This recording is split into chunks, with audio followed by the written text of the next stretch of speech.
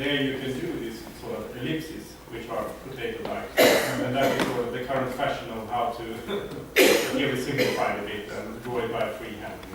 But that also is the way to do it if you would like to make smaller populations within the larger structure. Should I leave the question or our understanding to you? Okay. You can compliment me. Now, I think we are actually playing on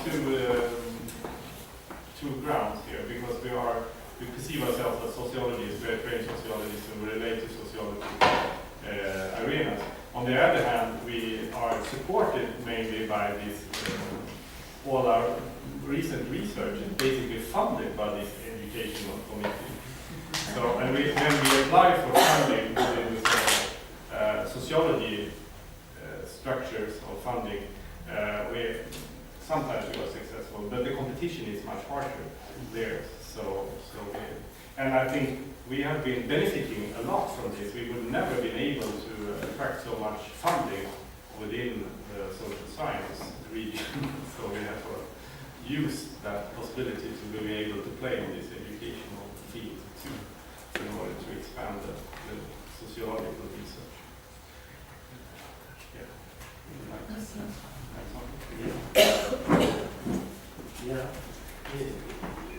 Yeah, when it comes to the potatoes lab, the opportunity which is open today is then to put, for example, you can have individuals on those maps and you put 95% of all the individuals from a certain category within an ellipse. By the help of the computer, and that's the way to do it, the more exact way of when it comes to the social group, I'm not so sure about what it means, but what we try to show here is that, for example, preschool teacher education is almost monopolized by the daughters of the working class in the down left corner of this space. So here you have here we are working in this case with some 32 social groups, or 64 sons and daughters of policemen, of medical doctors, etc., in order to get a multidimensional space instead of this social group 1, 2, 3, only vertical analysis of the social space. When it comes to the question of pedagogy, that was the thing from this very paper, this domain which is called, which in Sweden is labeled pedagogy as an academic subject, administratively. And I think it's interesting because, for example, in France, pedagogy has no place whatsoever within the university. It's a help. It's something you do outside. A practical teacher training, manuals and so on. That's pedagogy. But in Sweden, it was rather highly esteemed discipline within the university because of this alliance with the American psychology, American statistics, and so on at that time.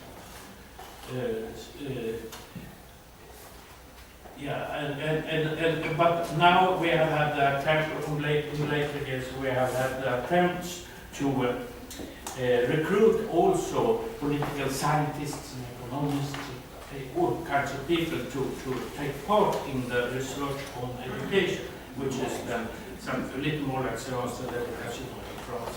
So, but what Mikael has shown here is that there's still a rather large dominance of pedagogy and rather few political scientists.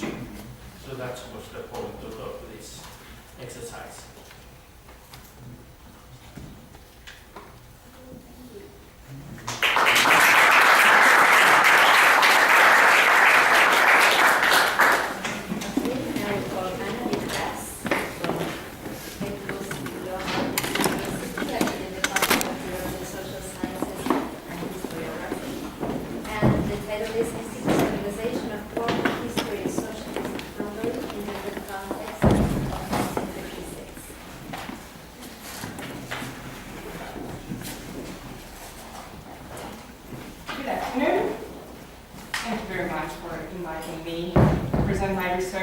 is historical research, and it's qualitative. It might be a bit different from what we've heard today. And so as you see, I will talk about party historiography's institutionalization in Hungary. And I'd like to introduce to you the general characteristics of it, but in particular context, before and after the revolution of 1956.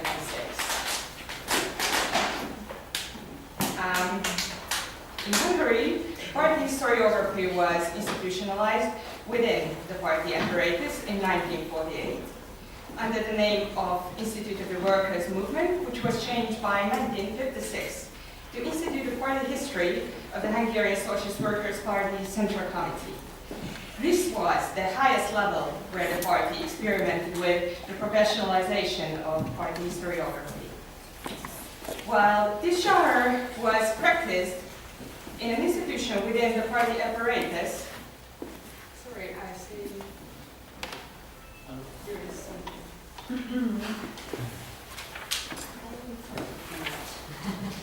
Maybe it's still fine. Okay, so while this genre was practiced in an institution within the party apparatus, in publications of the Kádár era, so between 1956 and 1989, the Institute consistently represented itself as part of social sciences and as a part of the academic historiography. Actually, the contemporary historiographical memory also places this genre within the academic sphere, even if only at the periphery of this territory. But this inclusion in the academic sphere reflects only one characteristic of party historiography, nevertheless, an important one, namely that the academic practices were not only imitated, but quite effectively adapted in particular segments of it. However, I think that if we observe party historiography only from the perspective of the academy, we miss the point that party historiography was originally created for a political purpose of the Communist Party, and it had to contribute to the party's self-understanding. During my research on the field, I have found the origins of this historiographical genre in both informal and institutionalized views about the party's so-called experiences. These experiences were highly important in the engagement of party members with the party. At some points of the regime's history, the reconfiguration of the party as a central notion of the regime's self-understanding was a dire political need, and it required particular care for which party historiography could be an instrument at hand. My presentation stands on a working hypothesis, which is the following. In socialist Hungary, party historiography was originally a political institution which applied academic practices of historiography. This means that the conditions for the practice of this kind of historiography were directly designed by the party. The political organs determined how close party historiography can get to national institutions of academic historiography, or stay within the realm of Marxism-Leninism, party ideology in a narrow sense. So the institutionalization of party historiography was mostly dependent on how its political functions were understood. To what extent these functions designed by the party could authorize party historians for a politically independent exploration of the party. I will talk about this dilemma in different contexts of 1956, and these are particularly important institutional matters of the party that time, because this is when they dealt with the party's authentic experience of 1956, which became later the most serious taboo of the regime up until its fall in 1989. I have claimed so far that party history is not a genuinely academic issue. Now, I would like to introduce the case of a publication of the Institute in order to show party historiography had also other function than propaganda. The publication I will talk about is not available today, and the precise content is also unknown. But it created a conflict between the Politburo and the Institute of Party History in 1958. In the story of this conflict, the Revolution of October 1956 is an important context. As a peculiar aspect of the political crisis back then, the Communist Party became disorganized under the pressure of the revolutionary events, and permanent intra-party disagreement made it fall apart. At the same time, multi-party system was restored. The Communist Party tried to overcome its institutional crisis by the dissolution of the party, which was marked by the Stalinist past, and resurrected under a new name with János Kádár as the first secretary. Soon after, this party was in charge of the restoration of the one-party system, so the regime of the revolution, as they said. In the afterlife of the events of October 1956, right after the first anniversary, the Institute of Party History was encouraged for a 500-600 page long compilation of documents which were produced during the so-called counter-revolution, as the party named the events of October 1956. The publication addressed the party's highest functionaries. The volume included politically delicate materials, such as speeches by János Kádár or by Imre Nagy, the Prime Minister of the counter-revolutionary government, who was executed in June 1958, less than 2 months before this intra-party scandal of the publication took place. Only after the compilation had arrived to the print did the chief editor ask Kádár's personal contribution to the publication of his speeches. And this gesture opened the eyes of the Politburo. Probably the printing was even started and had to stop halfway through when the Politburo sent a committee to make investigations in the Institute. The most prominent Kádárist functionaries were devoted to this task, and I will tell you the 4 names: Béla Biskup, Dezső Nemes, István Szirmai, and György Acél. They claimed that the publication could have been seriously harmful for the party. Even if an introduction was supposed to instruct the reading of the documents themselves instructed the reading of the events of October 1956 so strongly in opposition to the party definition as counter-revolution that the publication was seen subversive. The Politburo claimed that it is politically incorrect that the documents showed Imre Nagy as a true communist. Finally, they made the representatives of the Institute perform self-criticism and decided over the punishment of each in accordance with party disciplinary norms. At first sight, the case looks as if an intra-party opposition tried to challenge the party leadership's understanding of the counter-revolution. But it is not exactly the case. They rather claim the autonomy of their expertise, and I will explain it in more detail. The minutes of the Politburo session also recorded the claim of the editor Eva Szabó. She said the work was driven by the principles of the communist historian's profession. On the one hand, it meant the academic treatment of sources, and on the other hand, the support of the party's claim by the volume as a whole. In reply, the representatives of party historiography were reprimanded for striving for the appreciation of the so-called bourgeois academic historiography instead of giving support for the party's daily politics. let me share with you how the editor, Eva Sabo, understood her mandate as something different from propaganda. I will quote, "When I received the task, my goal was to make clear that it had been a counter-revolution that had taken place from the 23rd of October to the 4th of November. It had gone through certain development, and at the same time, organized forces had an effect on, participated in this counter-revolution, and attacked the dictatorship of the proletariat."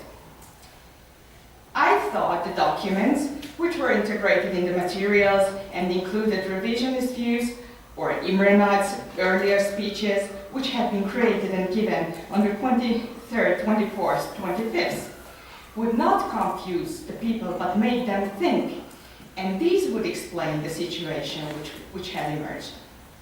I thought Imre Nagy's later speeches and the whole series of his speeches would show the continuity of his activity and his progression on the path towards betrayal, end quote. While it is a self-defensive argument, it tells about the party historian's job. Accordingly, the publication was not against, but for the party, when it wanted to make the prominent party members reflect on the experiences. It was a practice of critical reading of the documents as to rearrange them in their mind as a counter-revolution, so from the party's current perspective.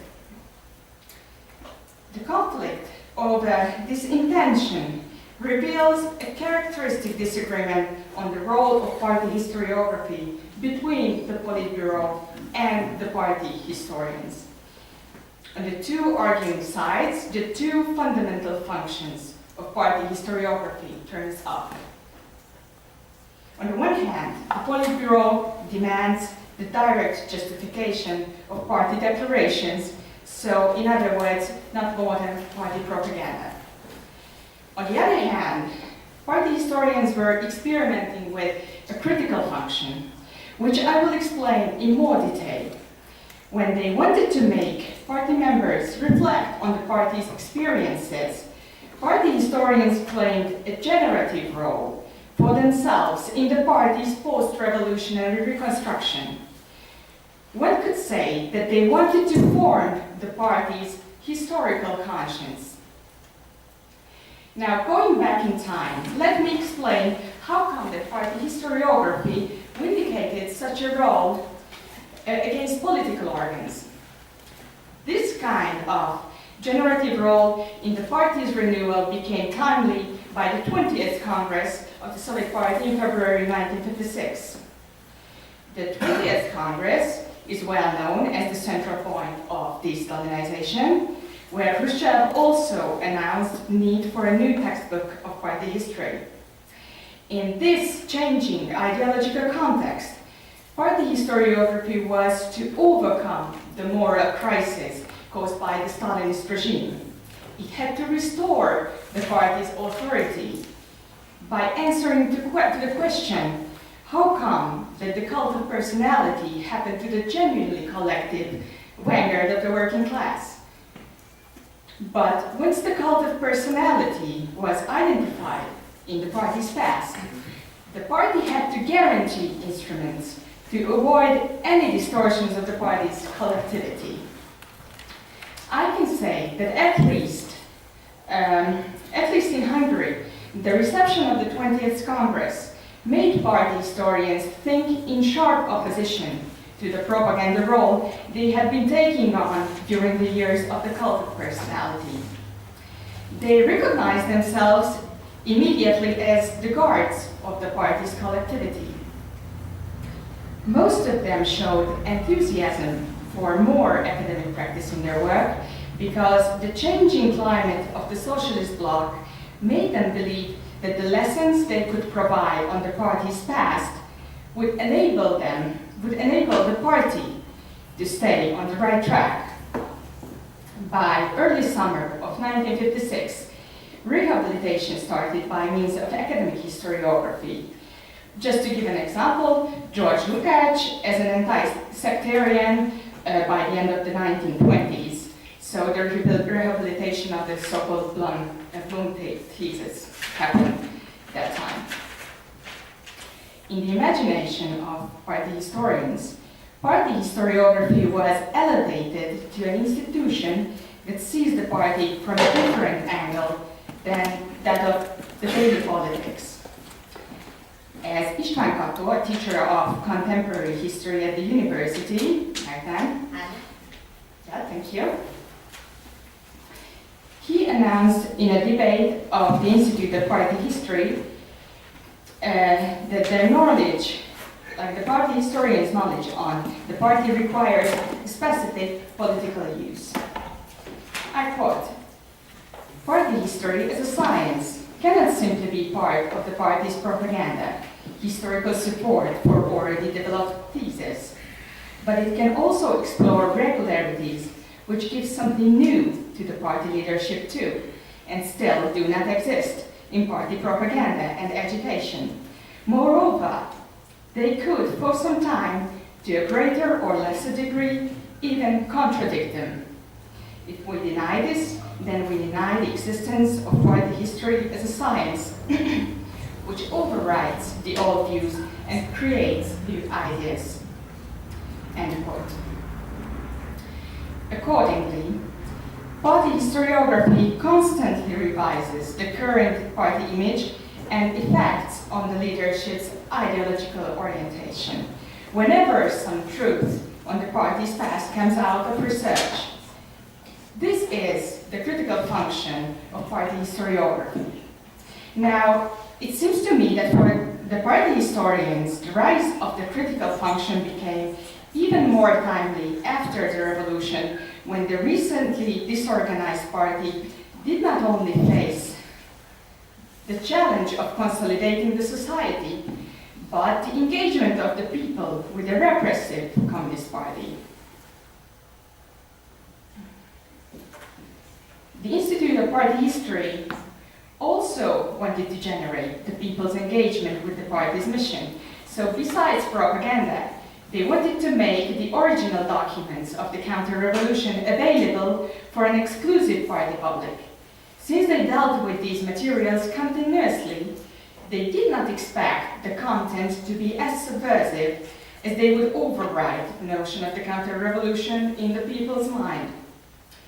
Only the Politburo saw that the documents had much stronger reality effect than the party's constantly propagated vision about the counter-revolution. So I really think that the Politburo was seriously scared of an ideological confusion as a consequence of such publication. Let me drive your attention to the notion of confusion. In the party's inner discourse, the experience of 1956 was normally labeled as ideological confusion, eszmei zűrzavar. By this notion, the split of the party's unity was met.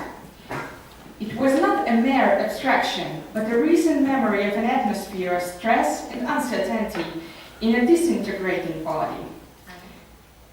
Thank you. The term confusion obtained a sense of trauma because it was associated with 1956. My point here is that when the term confusion was applied also in this intra-party conflict about the publication, it meant the fear from a turn back in time and the revival of the debates of 1956. After the case, the documents of the counter-revolution became strictly closed in the archive of the Institute of Party History, and their critical reading was banned even for the Institute's collective. In conclusion, I'd like to emphasize that Kadar's party possessed institutional means in party historiography for a non-dogmatic ideological discourse on the counter-revolution, because party historiography had not only propaganda, but a critical function.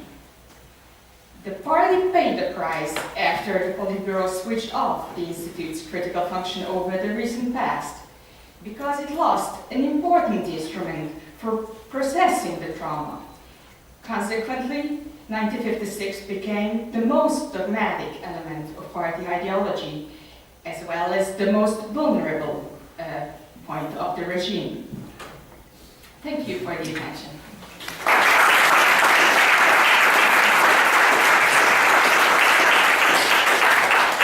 And it was very sharp, so we have 10 minutes for questions for the debate. Let know who were these critical historians, what were their social characteristics, what can you see about the composition of this group? It was an homogeneous group, or there are cleavages inside that favored coalitions with groups inside the party? How do you?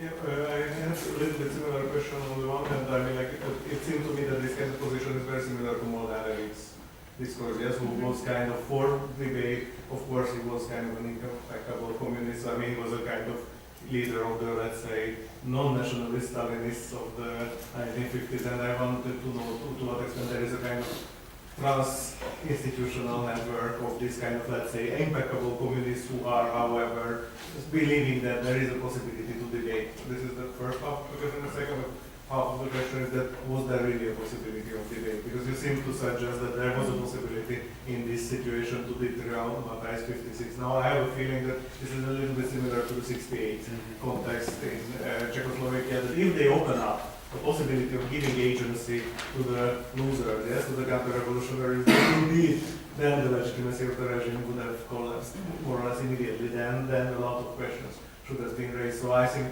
I want to be nasty, but I want to put it in this way, that on the short run, Acél and Biskup were right. Yes, in closing this.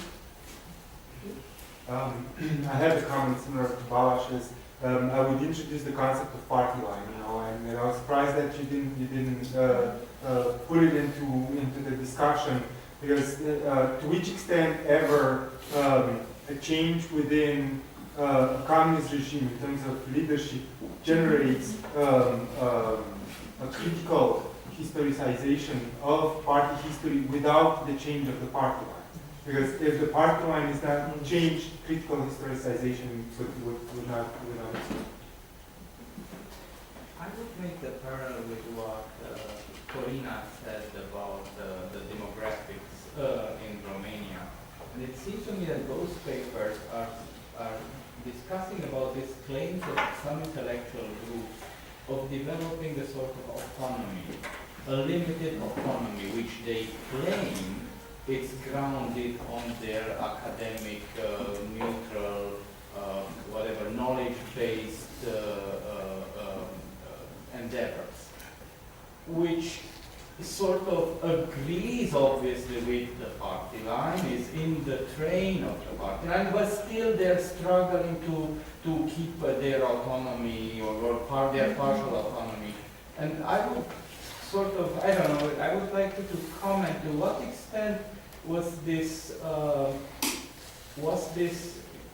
possible, right? To be against or whatever, to maintain, to criticize and to be partially, as he said in your quote, you know, there was the quote, that you can be, you can be even, you know, you're critical and against what the party says, because that's the whole reason for which you have the history of the party.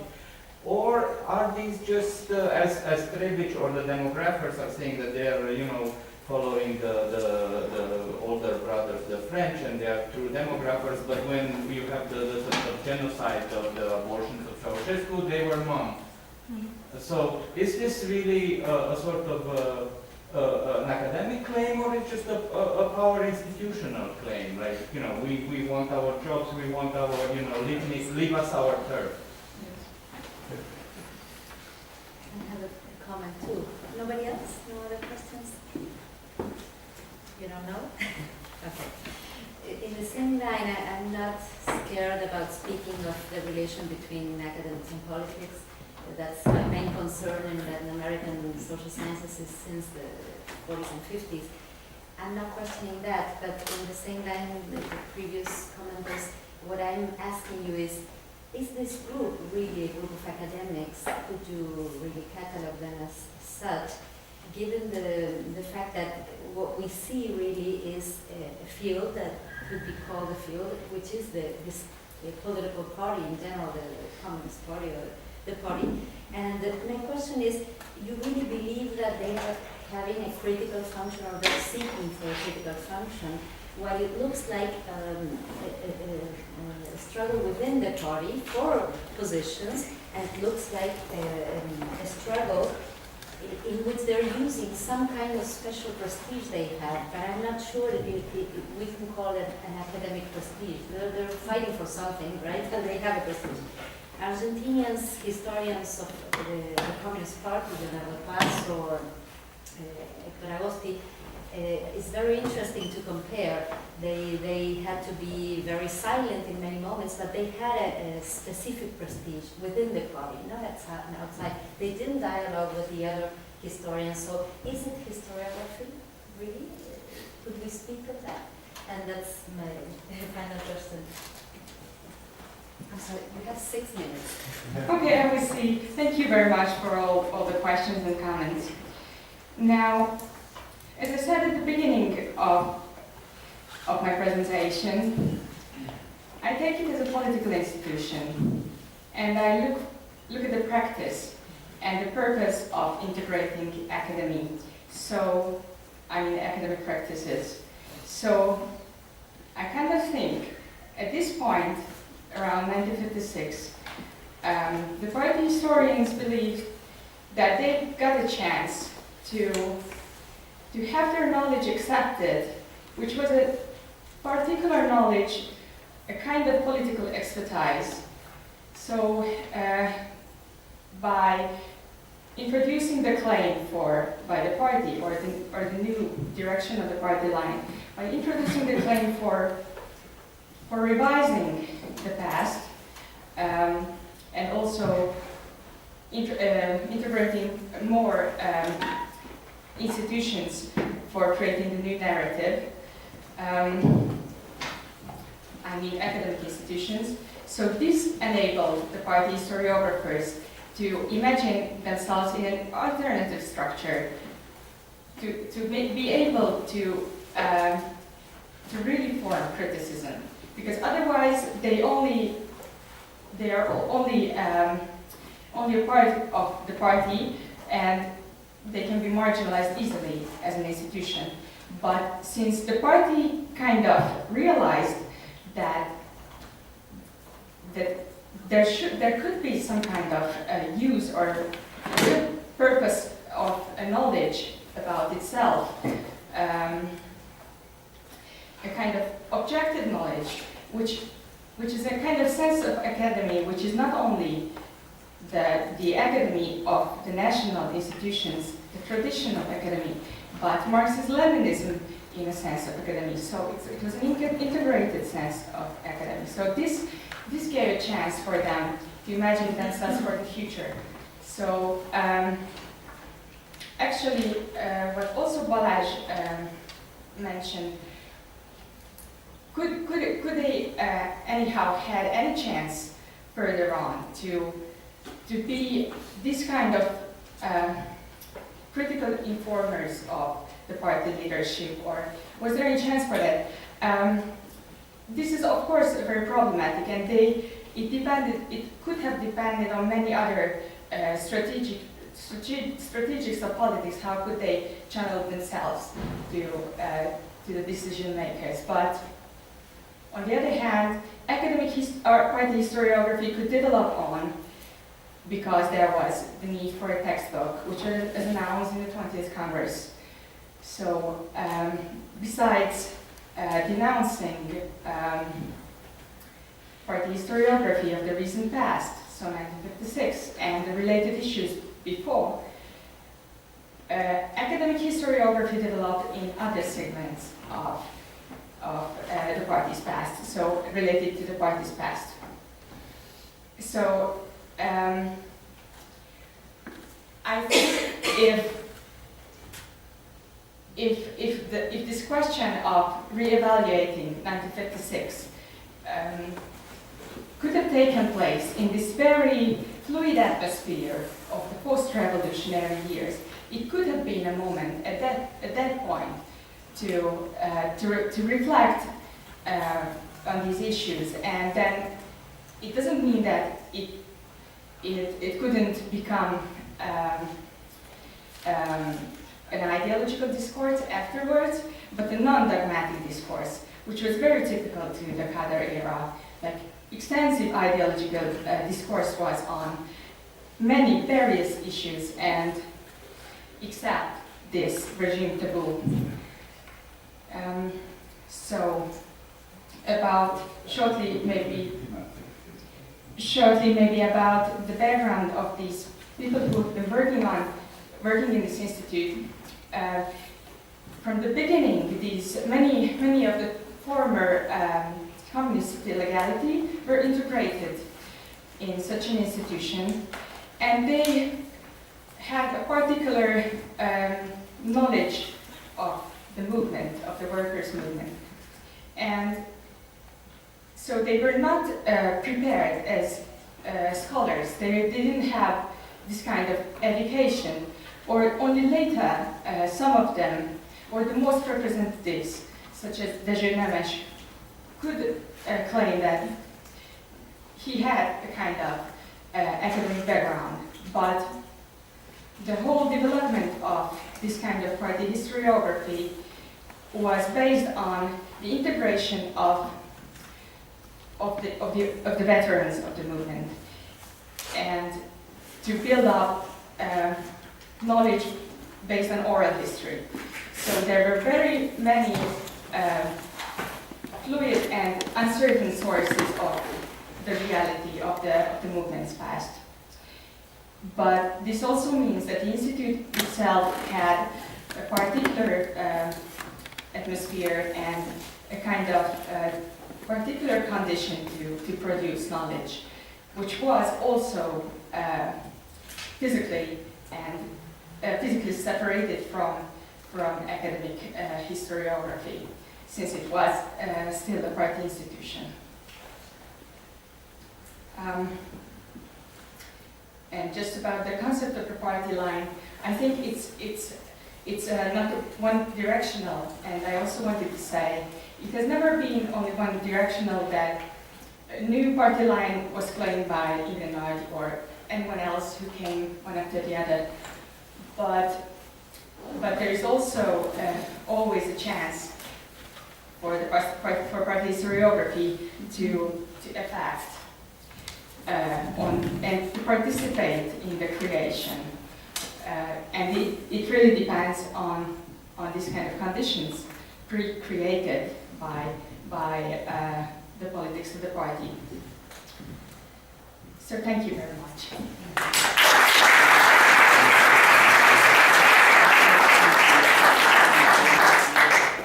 It's 4:45, so we have until 5 for break.